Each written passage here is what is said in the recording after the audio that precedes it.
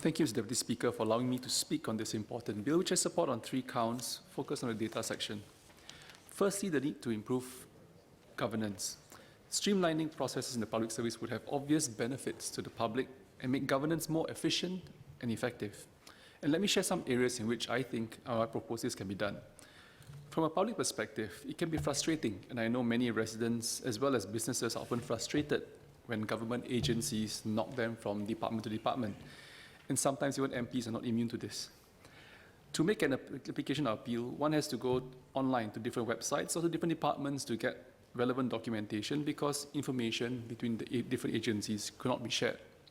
Thus, I'm sure that the public will welcome this move if they can see the direct benefits that it brings them in transacting with the government and in how they use various government services. I hope that with the implementation of this bill, the government will prioritize to start with areas that can have significant social impact, especially those for low-income, seniors, and the underprivileged. I see many possibilities that data sharing can make living better for the underprivileged and those in need. Very often I've had residents coming to our Meet the People sessions, coming for help, especially for welfare appeals, home purchases, and other declarations needed, such as in immigration applications, where documents and statements are asked each time they make an appeal, whether CPF records, income statements, certified MCs, and so forth. Too often, many give up on these schemes or benefits because of the long process and when data and document sharing becomes onerous.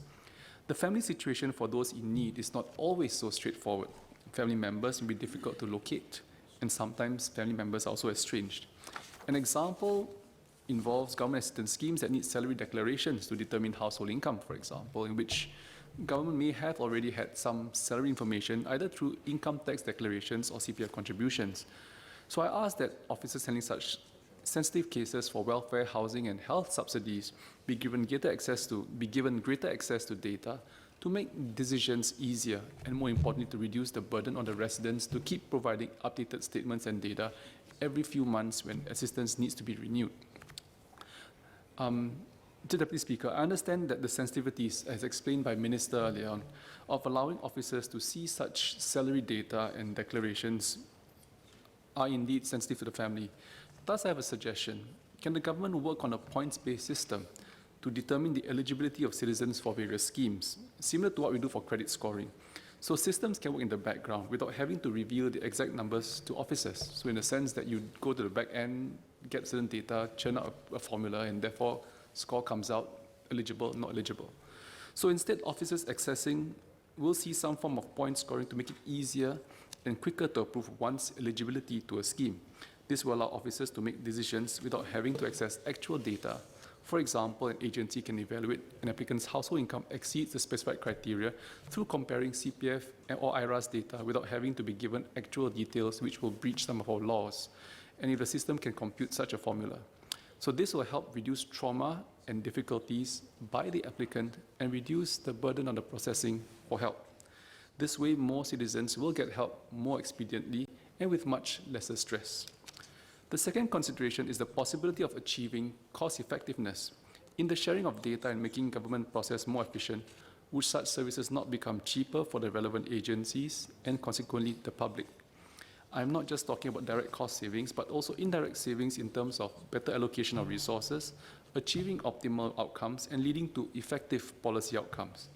From the business point of view, for example, the amount of time and resources companies spend on administrative filings, whether for taxes, specific permits, or licenses, or manpower quotas, can drastically be reduced through the sharing of data among government agencies.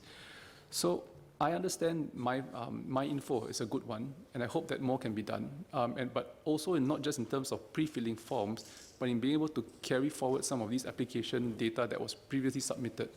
So in recent years, too, we have heard many businesses attributing the low take-up rate of government schemes and grants to complicated and long-drawn processes of such applications and reporting.